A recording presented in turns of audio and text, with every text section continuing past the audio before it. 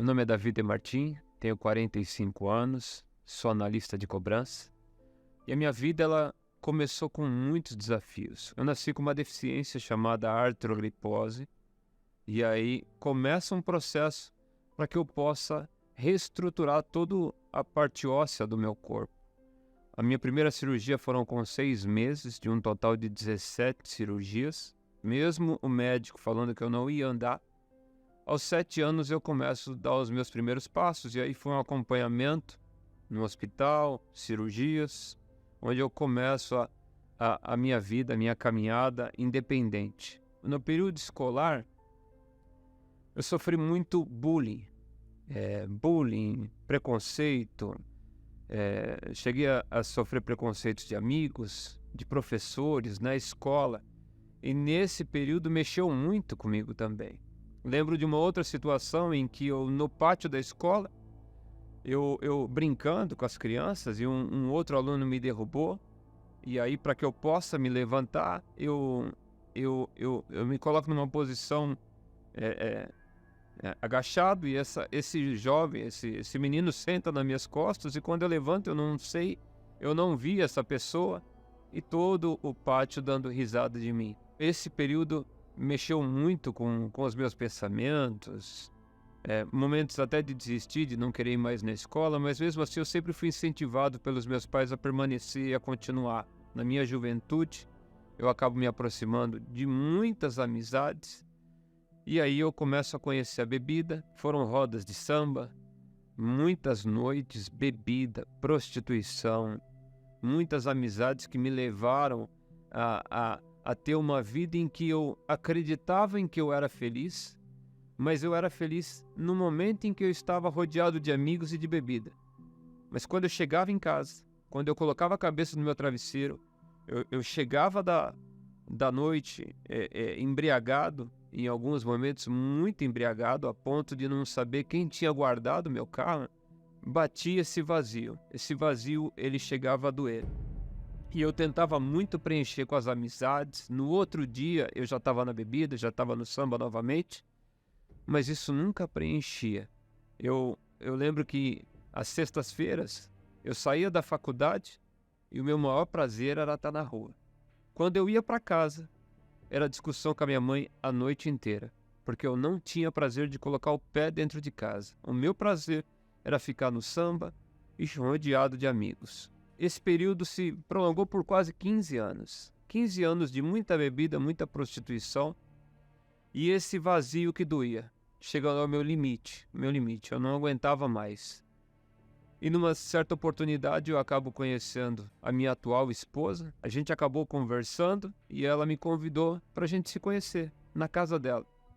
Ela falou, olha, vem aqui em casa que a gente vai conversar, você vai me conhecer. E eu decidi ir porque eu já estava cansado daquela vida, eu já estava no meu limite, eu cheguei no limite e começo a procurar o endereço ao qual ela me passa. Passo na frente várias vezes, não localizo o endereço, até que eu me deparo com o endereço da Igreja Universal. Quando eu estaciono o carro, me passa aquele pensamento. Justamente a Igreja Universal, uma igreja que eu tinha um preconceito total, um preconceito muito forte do Bispo Macedo, até porque num determinado momento dos meus estudos, em uma aula de economia, um professor, justamente de economia, ele me fala sobre empresas com fins lucrativos e fala de uma forma muito preconceituosa sobre a Igreja Universal, aonde acendeu ainda mais o preconceito sobre a igreja e eu realmente tinha uma rejeição muito forte. Encosto o meu carro na igreja, aí a minha atual esposa, até então amiga, encosta e me convida para assistir um culto. E eu falei, vamos entrar, vamos conhecer, já estou aqui mesmo, não vou perder a viagem. Entro, só que totalmente fechado, totalmente preconceituoso, e começo a ver o pastor pregando. Chego em casa, a minha primeira atitude foi pegar a passagem que ele falou e ler em casa. E ver se realmente o que ele falava no altar era o que eu entendia. Porque até então eu tinha esse preconceito de que tudo que se falava ali era uma lavagem cerebral.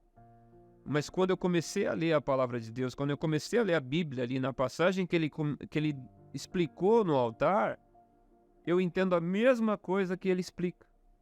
E isso me chama uma atenção muito forte, porque eu não vi em nenhum momento ali uma lavagem cerebral ou engano. Pelo contrário, ele explicou de uma forma muito detalhada o que eu realmente entendi em casa. E aceito continuar frequentando a igreja, até que todo aquele preconceito ele caiu. Porque todo dia eu chegava em casa e eu lia a Bíblia e via se realmente o que estava sendo pregado ali estava escrito. E aí eu começo a conhecer a fé. E tudo que desagradava a Deus eu fui eliminando pouco a pouco. Foi um processo em que eu elimino e começo a conhecer a fé.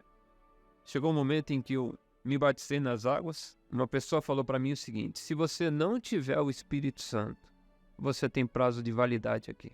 A sua fé tem prazo de validade.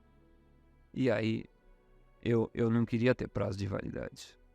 E aí eu começo a conhecer o Espírito Santo.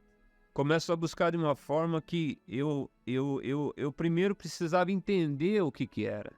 Então, como é que vai vir o Espírito Santo? É um frio na barriga? É um vento que eu vou sentir nas costas? Como é que ele vai descer sobre a minha vida? E aí a pessoa fala assim, ó, você tem que crer. Crer que ele vai descer sobre a sua vida. A partir do momento que você transformou, você abriu mão de tudo, o que ele mais quer é fazer morada dentro de você. Mas você tem que crer, até que numa quarta-feira ele desce sobre a minha vida. E aquele vazio que chegava a doer, aquele vazio que nada preenchia, amizade não preenchia, amigos, bebida, a balada onde eu era cercado de pessoas não preenchia, o Espírito Santo preenchia. E tudo mudou. A partir daquele dia que ele desceu sobre a minha vida, tudo mudou. Eu tinha um questionamento muito forte do porquê eu nasci com essa deficiência. E ele me mostra que, justamente sobre aquela passagem de um cego de nascença, que aquela doença era para... Aquela situação não era para que eu vivesse com aquele pensamento, mas era para que Deus fosse glorificado na minha vida. E aí eu abraço esse objetivo. Eu abraço esse objetivo de que as pessoas vejam Deus em mim. Literalmente que eu diminua e que ele comece a crescer. E aí eu começo a entender o processo.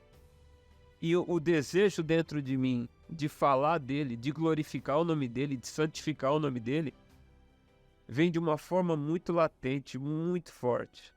O meu maior prazer era falar do Espírito Santo, levar o Espírito Santo para as pessoas, porque o que eu recebi eu queria dar. O meu maior prazer era dar o que eu tinha. Eu estava transbordando desse desejo. E eu começo a falar dele. Hoje o meu maior prazer é falar do Espírito Santo.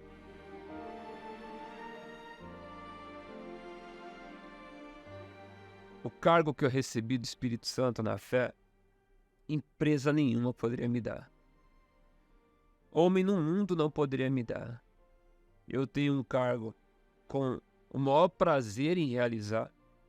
Eu tenho um cargo com a melhor remuneração, porque homem nenhum poderia dar para mim o que o Espírito Santo deu, que é o de servir, de levar a palavra dele para as pessoas, de transformar a vida das pessoas, de poder ajudar as pessoas. Então esse é o meu maior prazer.